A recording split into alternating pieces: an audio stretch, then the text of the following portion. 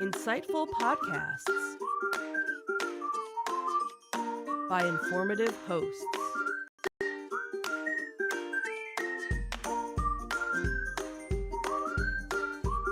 Insights into Things, a podcast network.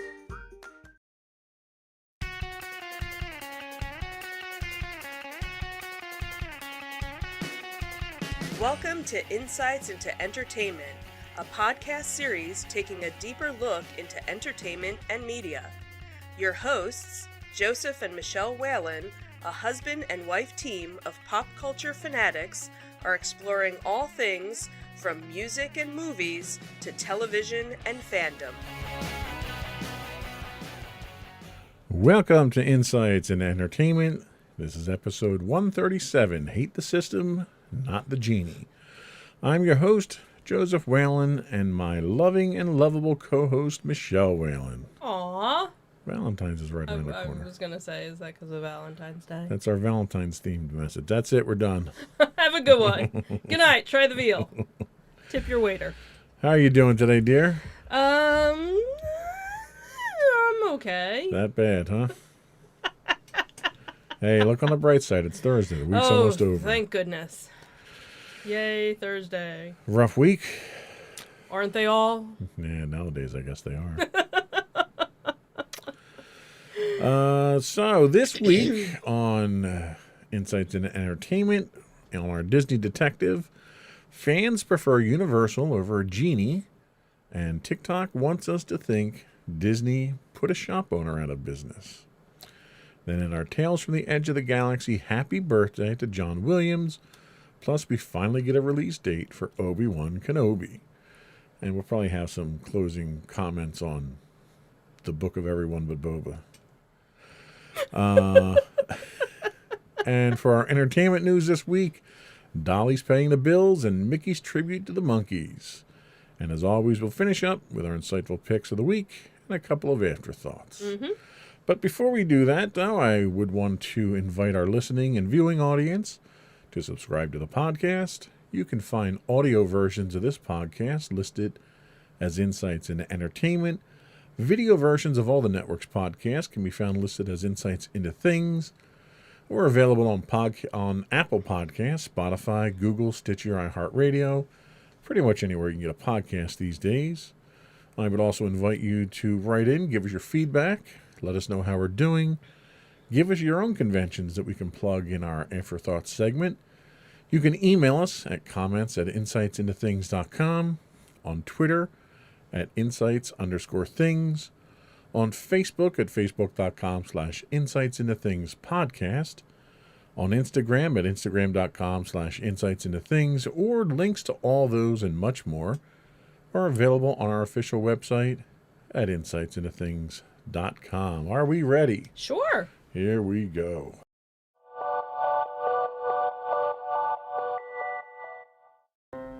Go for Disney Detective. So our first story comes from InsideTheMagic.net, and it was guests hate Disney Genie and actually prefer Universal's costly Express Pass. So we've talked obviously many times about the free Fast Pass system that Disney previously used, which is no more. So Disney revealed its new Disney Genie and Lightning Lane system into the Disney parks last year, which has come to some criticism. Disney Genie is free, but for the extra charge, guests can upgrade to Genie Plus, which allows them other access to reservation systems, as well as the option to purchase individual lightning lanes for rides, essentially letting them pay to skip the standby queues. The new system has been met with a lot of frustration and criticism from new and longtime Disney guests and fans. A recent post in Reddit highlighted this issue, and it also showed that most Disney guests online would prefer a system more like Universal Studios.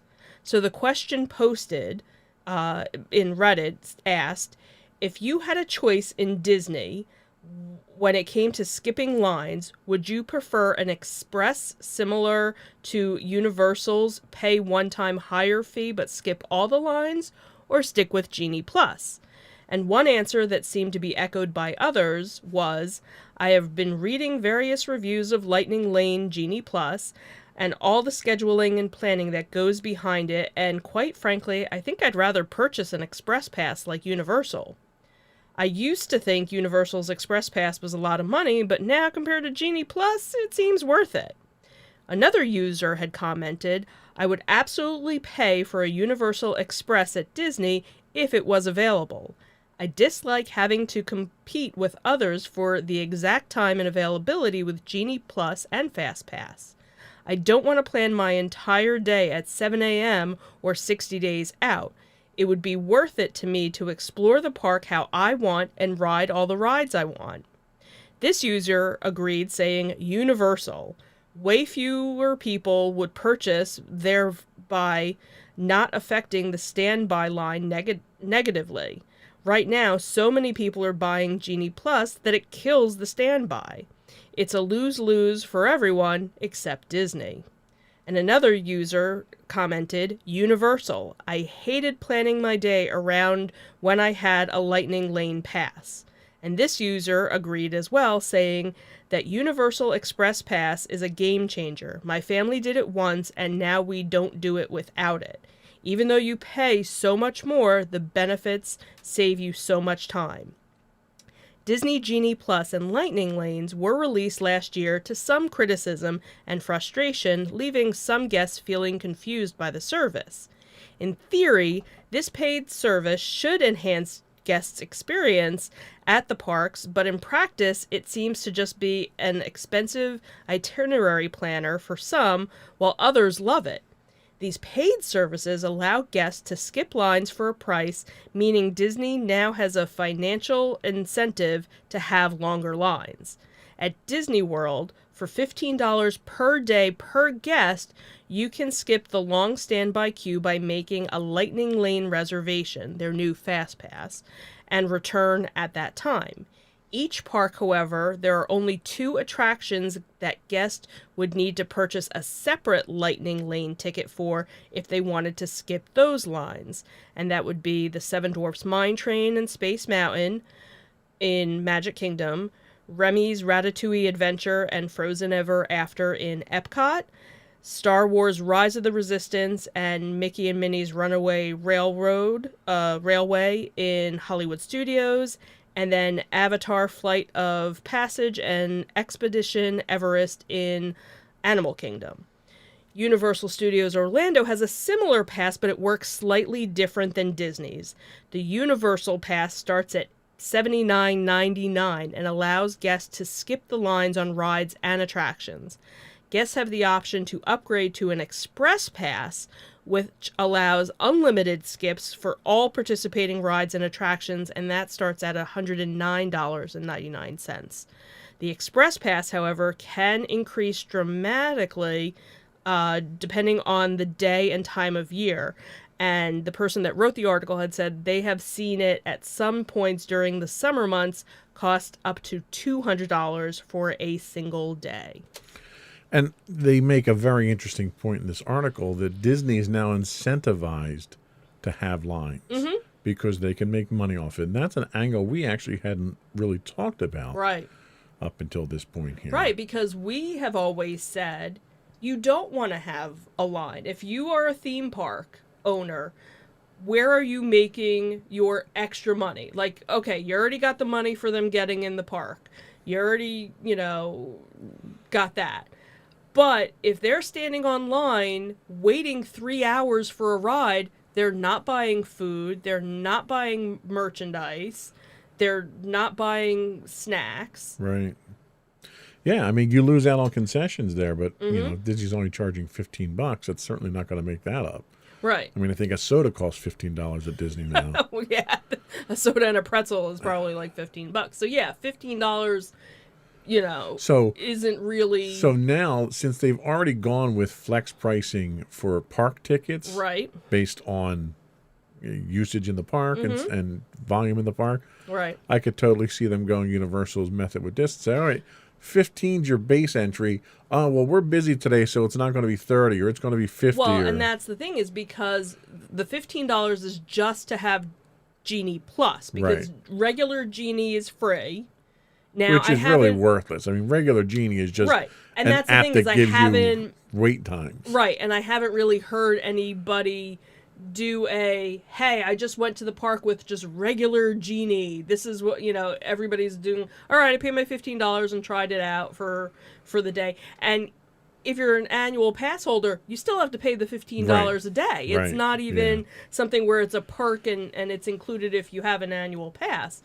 Now, granted, you can decide, so if you're going for 4 days, you can decide, well, I only want Genie Plus for 1 day. You don't have to do it for your entire stay, which... Right, it's not attached to your ticket. Right, I guess in that respect, it's not so bad, because then you could say, all right, we're just going to splurge the 1 day and try it. Right. And everything else is kind of a, we'll just see what we can get on type day.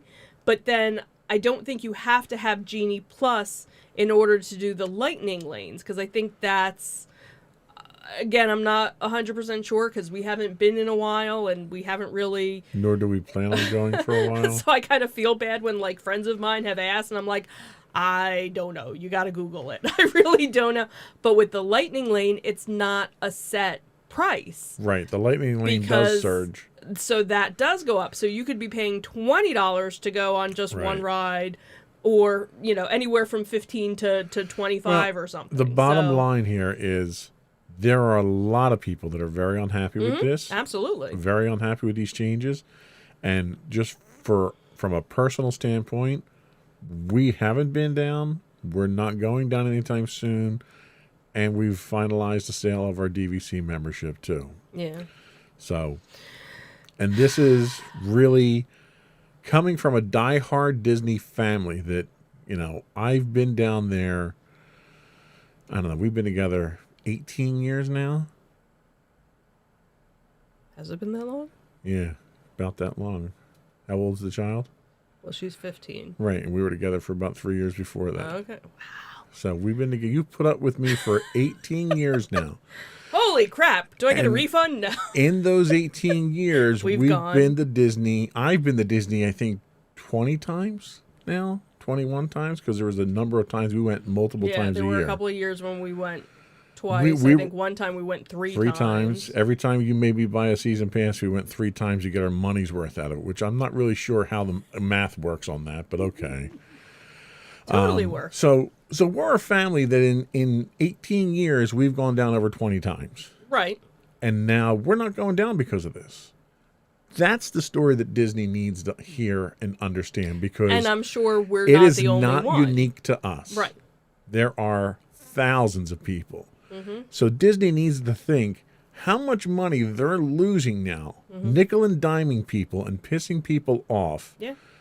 Because we would go down and it would cost us on average $3,000 to $5,000, depending on how much memorabilia, how many toys I bought down there, collectibles. Right. But anywhere from $3,000 to $5,000. Mm-hmm. We were easily $2,000 in for tickets and hotel and whatever when we weren't using the DVC. Right. You multiply that times 20, and that's that much money that Disney's losing on one family. Mm-hmm. It's stupid. It's bad business. Yeah. Bad business. Speaking of bad business, what else is Disney allegedly doing wrong? So from the daily.com, thanks Disney for putting me out of business. In a viral TikTok, Michael Manzella, 37, showed a storefront with a sign stating that the shop would be closing after 37 years of business due to filming in the French Quarter of New Orleans.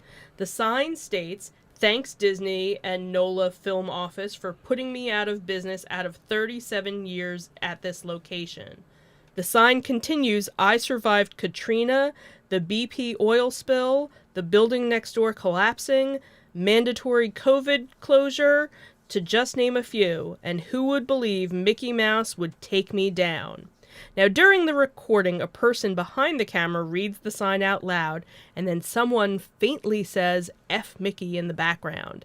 So it's unclear who made the statement, but by Thursday, the video had more than 118,000 views. Despite what the note said, people weren't actually buying the story. One user commented, When film companies film in an area with stores or restaurants, they normally pay them anywhere from $4,000 to $10,000 a day. So that owner is lying. Another user said, that is total BS. Disney compensates businesses to close for the time that they are filming. So it seems like this shop was already going downhill for a while, somebody said. On the other hand, some felt that this might have been the best move if the store wasn't receiving much business. One user stated, sounds like they weren't making any money. And another user commented, judging by the clothes in the window, it's not Mickey's fault. In the video, there are several items such as reading glasses, a watch, and a few pieces of clothing, including a straw hat and some shirts that one might consider outdated. So according to NOLA.com, Disney is scheduled to film this year in New Orleans for the reboot of the horror comedy film The Haunted Mansion, which debuted in 2003, and the original, which starred Eddie Murphy. So the new movie, with the working title Joyride, started filming on January 27th. I'd love to know exactly why they're going out of business. Right, and because if Disney's coming in the film, at most they'll film for a couple of days on location. Right. Where that store is going to have to be closed down for filming. Right. And even if they're not compensated, which they will be. Absolutely. What store can't afford to close down business for 2 or 3 days? If you've gone through all the hardships that they say they've gone through. Right. I think it was totally a ploy to, get somebody to feel bad. Right. So is this them trying to get locals there to give them business because they've got bad business? Right, because they're not doing very well? Is this them trying to set up to sue Disney? Yeah. I'd be curious to see where this one goes here. Yeah. But it's interesting to see as much as I rag on Disney and justifiably so, Disney is not the cause of everybody's woes, even if you want to make it out to be. Right. Exactly. So, but that was all we had for our Disney detective this week. We will be back in a minute. As soon as I find my mouse, I don't know where it went. I got too many screens. There it is. We'll be back in a minute with our Tales from the Edge of the Galaxy.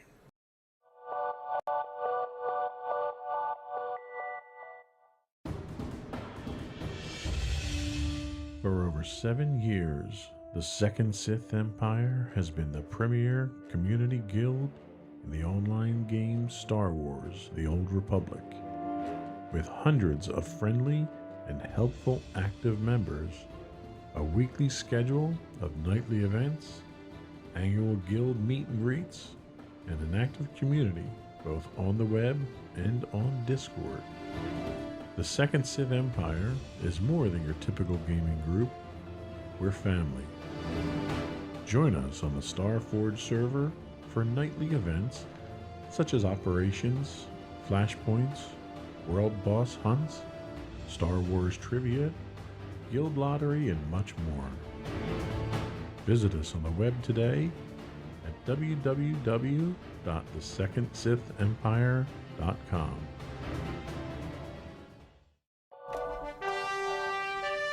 I was a little late on that one. See, if I had a thing over here, I could. You need to run the board from now on. That's all. Okay. All right. Anyway, in our Tales from the Edge of the Galaxy this week, it's Pure Magic celebrating John Williams and his music. Again, I lost my mouse. Where did my mouse go? There it is. Okay. Do we need to get a cat in here? I need a bigger mouse icon. Is what I need. Okay. Anyway, Star Wars and many of the movies we love would not be the same without John Williams. With a body of work that includes the scores for the 9-film Star Wars saga, Jaws, Close Encounters of the Third Kind, Indiana Jones, and Jurassic Park, to name but a few, Williams' compositions are embedded in our memories and our lives. From a dorsal fin emerging out of beach waters, to Luke Skywalker gazing longingly at setting twin suns, to the goosebump-inducing sight of a towering Brachiosaurus, his music connects us to characters and worlds in ways that touch us deep down. It's romantic, stirring, gorgeous to imagine these scenes in films without his music is near impossible. Celebrating the legacy of the composers. No, let's try that one again. That's a completely wrong line. Celebrating the legendary composer's 90th birthday, StarWars.com spoke with those who followed Williams in writing scores for Star Wars. Michael Giacchino, Ludwig Göransson, John Powell, and Kevin Kiner about his influence on film and their lives. Michael Giacchino, who composed the score for Rogue One: A Star Wars Story, says to say that John Williams has been an inspiration to myself or any contemporary film composer would be the greatest understatement. It's too difficult to put into words how important his work has been to all of us in this business. Listening to John's music is not only a masterclass in film composing and storytelling, but John is an example of someone who has taken his talent and passion to transform other parts of the music world. In particular, his work in the classical arena that not only gave us pieces outside of film music, but his time at the Boston Pops has helped open the door for the acceptance of film music in the concert world, something for which I'm very grateful. Ludwig Göransson, who composed the scores for The Mandalorian and The Book of Boba, says the first time I heard John Williams, I was at home by my TV in our living room. I must have been around 7 when I begged my parents to let me watch Jaws with them. During the more visceral, scary parts of the movie, my dad would cover my eyes. Not being able to see what was happening on the screen, I just listened to the sound. That intense music had an extreme effect on me. The Jaws I created in my head was scarier than what was happening on screen. Those fantasies stayed with me for a long time. John Powell, who composed the score for Solo: A Star Wars Story, says, truthfully, my first exposure to John Williams was probably Fiddler on the Roof. It clearly cemented my love of giant Hollywood orchestration and probably made me aware of the power of music in storytelling. But then I also remember becoming abnormally fascinated by the title music to Time Tunnel. He says, I know these seem a little obscure compared with what we know him for, but it speaks volumes that he's always been able to excite me with that incredible rhythmic use of orchestra, the way I'm roused as it connects to the story, and how a plot seems to suddenly move forward when his music is under it. And this is all before I was ever aware of film composers. And finally, Kevin Kiner, who has composed most of the music for the animated series Clone Wars, Rebels, and Bad Batch, says the first time I remember hearing John Williams' score was watching Star Wars in Westwood, California, where I was attending UCLA. I remember thinking, how does he make that sound? That and the Superman score started me on a lifelong quest to unravel his secrets and find my own path to making my own mysteriously wonderful sound. And I have to say, as a kid, I didn't have access to videotape versions or the Laserdisc versions of the movies. All I had, and this was probably it was mostly Return of the Jedi. It was an audio recording. Okay. That my cousin had made for me of the movie. Okay. And I would sit there and listen to the audio recording. And it was the dialogue and the music and everything. Okay. But you not seeing anything, you very quickly realize the music told the story. Mm-hmm. His music is like a narrator. Absolutely. It sets the pace for the movie. Mm-hmm. It tells you when a scene changes. It sets the environment. I mean, you can feel the forest scenes, for instance. Mm-hmm. You didn't need to see trees. You could hear it just in the score that he wrote for it. Mm-hmm. It was one of the most incredible experiences. And even now, we play scores and various orchestral pieces on our home smart speakers, and I can listen to the opening score of any of the Star Wars movies, and within 30 seconds, because there's subtle differences in each of them. It's the main score, but there's differences from movie to movie.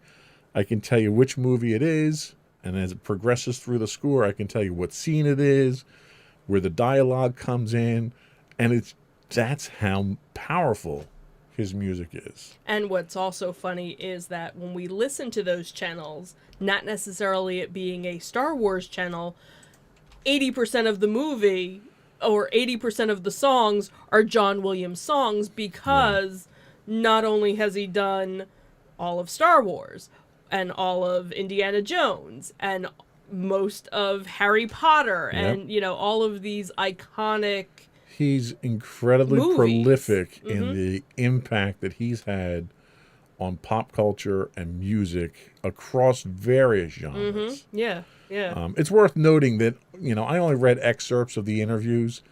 I would recommend going to the StarWars.com website to actually read the full interviews, because there's a lot more to them. But happy birthday to John Williams, 90 years old. 90 years old. God bless.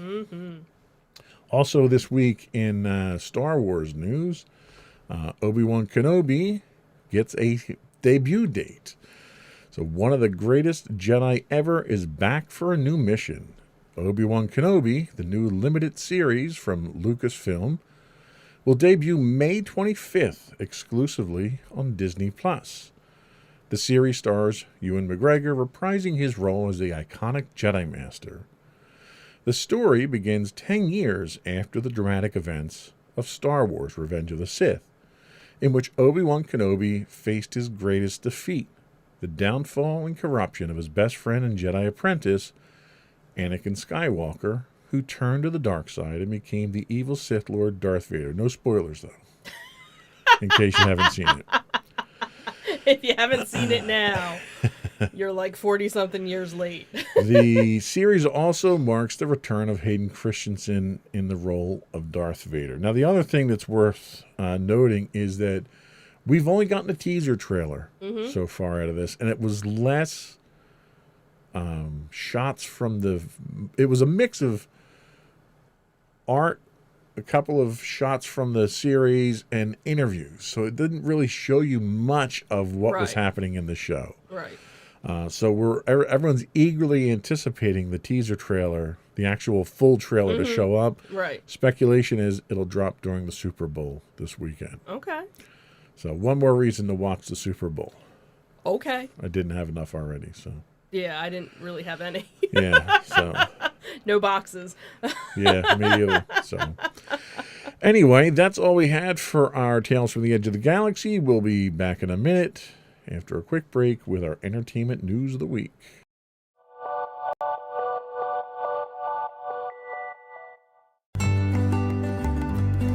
Insights into Teens, a podcast series exploring the issues and challenges of today's youth. Talking to real teens about real teen problems. Explore issues from braces to puberty, social anxiety to financial responsibility. Each week, we talk about the topics concerning today's youth. We look at how the issues affect teens, how to cope with these issues, and how parents, friends, and loved ones can help teens handle these challenges. Check out our video episodes on youtube.com/insightsintothings. Catch our audio versions on podcast.insightsintoteens.com or on the web at insightsintothings.com.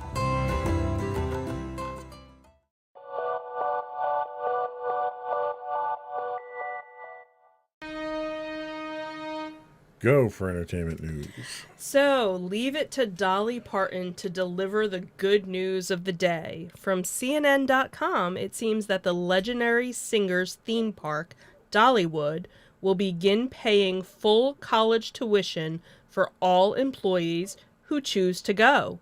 The company will also cover miscellaneous fees and textbooks.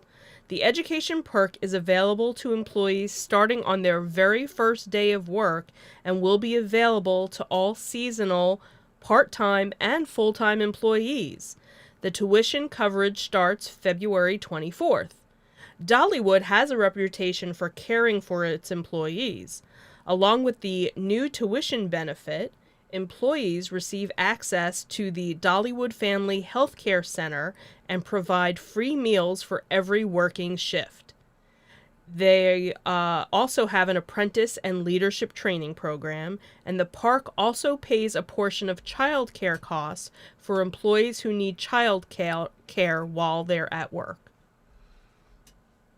I think that is more good news. Absolutely. Now, granted, she's definitely become like a national treasure. She's taken over for Betty White at this point, I think. Yeah, and even, when COVID, she was putting funding in, for vaccinations and stuff, and she has a whole book program for kids, and so this is just like another and granted, it's not the first company to pay college tuition. Right. But on top of all the other things, and in light of the conditions that other amusement theme park employees are facing nowadays, it's nice that she's a shining example of how to do it right. Like even when I worked in the theme park industry back in the day, I had to pay for my own lunch. I wasn't given, a free lunch every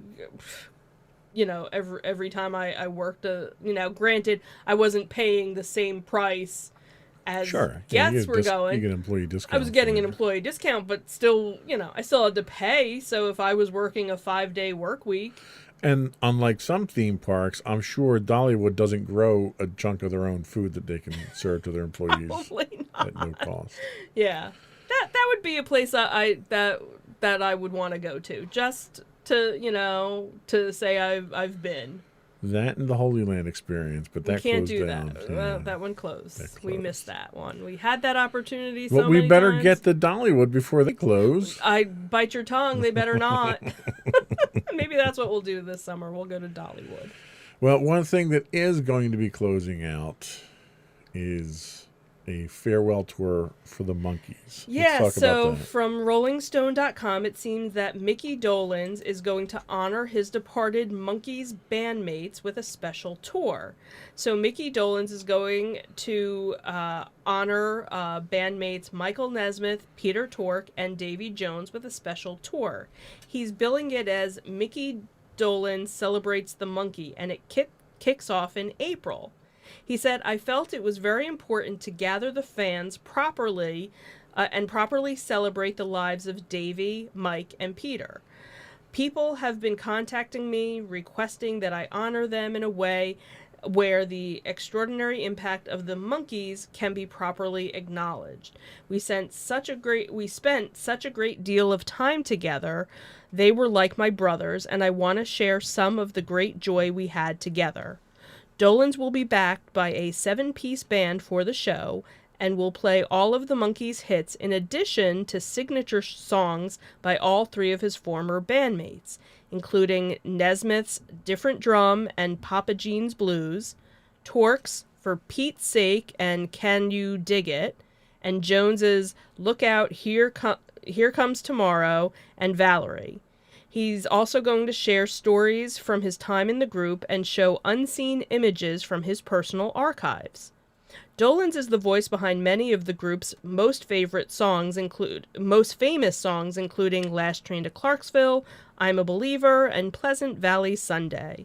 He is also the only Monkee to participate in every single reunion project the band ever attempted, with the exception of a brief 1986 Australian tour that featured just Jones and Tork. He said, I never resented being known as a Monkee.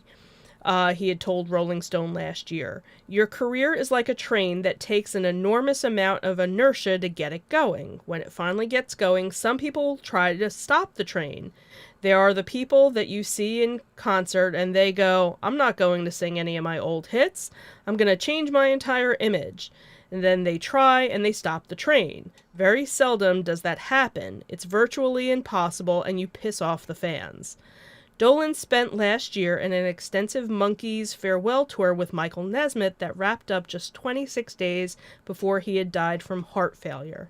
He said, "I found out a couple of days ago that he was going into hospice," he had told Rolling Stone just a few hours after the news broke. I knew that's what it meant. I had my moment then, and I let go. It's just good to know that he passed peacefully." Yeah, I mean, it's nice that he's doing it in memory of his bandmates. It's sad that he's the last one, and he's kind of stuck with the job of doing that sort of thing. Well, I did happen to look up some of the tour dates. So he's actually on tour starting like next month up until the summer, but with different bands kind of scattered throughout. And then he kind of does a chunk in April where it's just this Monkees tribute. So he's actually touring, pretty much from, like I said, from now until June. He's going to be in Red Bank, which is kind of close to here. And then he's going to be in Lancaster. That's as close as he's going to come to our area. So I'm sure some of these other shows will be, some of the Monkees stuff, but not just specifically the tribute show. Right. So Yeah, I remember a good chunk of my childhood was watching and listening to Monkees. Mine too. So all right. Well, that was all we had for our entertainment news. We'll be right back with our insightful picks of the week. Mm-hmm.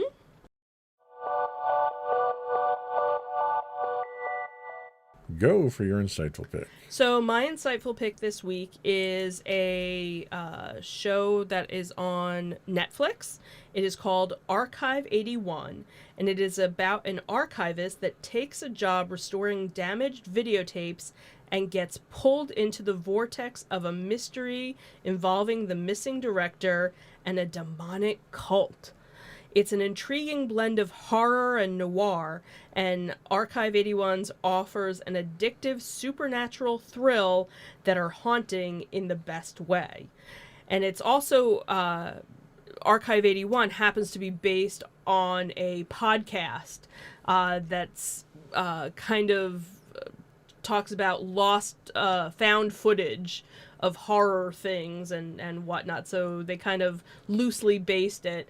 So it's kind of interesting because the story takes place partially in the present time frame and also back in 1995 and 94. And there's all this, back and forth and just very weird, supernaturally kind of stuff. Kind of reminded me a little bit of Midnight Mass with the freakiness of things. I ended up binging it over a weekend, and I'm not usually one to binge stuff. Usually I like to take my time because I know once I'm done, I'm done. But this was one where it was just kind of like, okay, where are they going with this? And they did kind of end it with a bit of a cliffhanger, so they definitely could do a second season, but if they don't, you could just kind of see it as okay, this is weird and freaky, and it has those little jump scares that you expect a horror show to do, but then there are certain things where you're like, I didn't see that coming, and, so if you're into that type of genre, very cool, 8-episode show to watch. All right, good pick. Thank you.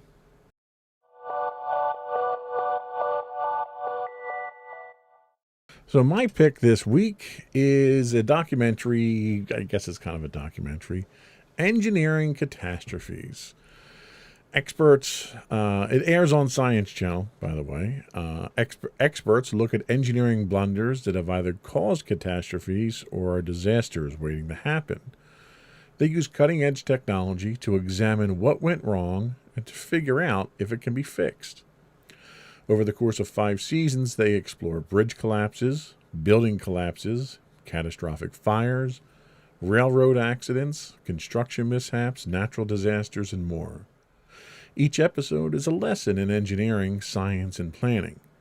While some of these disasters are devastatingly fatal and certainly financially costly, each of them contributed in some positive way to make engineering science safer in the long run. Most people watch these types of shows, for the wow factor of a building collapsing or a massive explosion. I tend to watch these to gain an appreciation for just how difficult it is to make things in our modern world function. We tend to take for granted the bridges, highways, railways, and other infrastructure that support our way of life until something disrupts it. I also enjoy seeing how engineers can sift through a giant pile of rubble, determine exactly what caused the issue, and put measures in place to prevent disasters from happening again in the future. To me, it's a real poignant way of illustrating that we learn more from our failures than from our successes. That is Engineering Catastrophes on the Science Channel. And we'll be right back with our afterthoughts.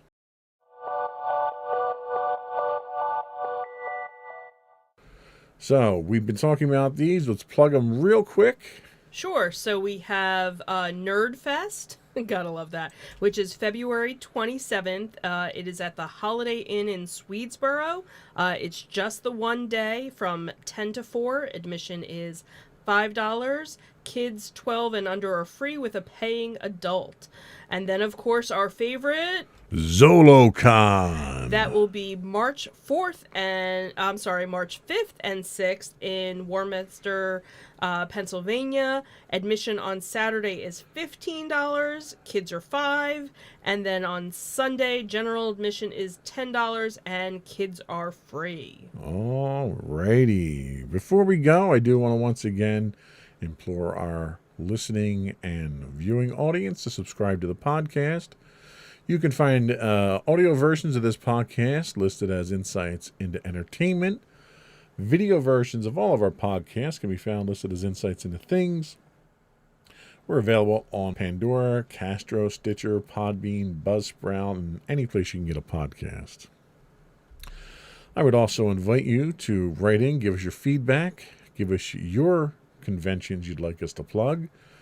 You can email us at comments@insightsintothings.com. You can find us on Twitter at twitter.com/insights_things. We do stream 5 days a week on Twitch at twitch.tv/insightsintothings. You can find us on Facebook at facebook.com/insightsintothingspodcast. You can find all of our past shows on YouTube at youtube.com/insightsintothings. You can find us on Instagram at instagram.com/insightsintothings. Or you can find all this and much more on our official website at www.insightsintothings.com.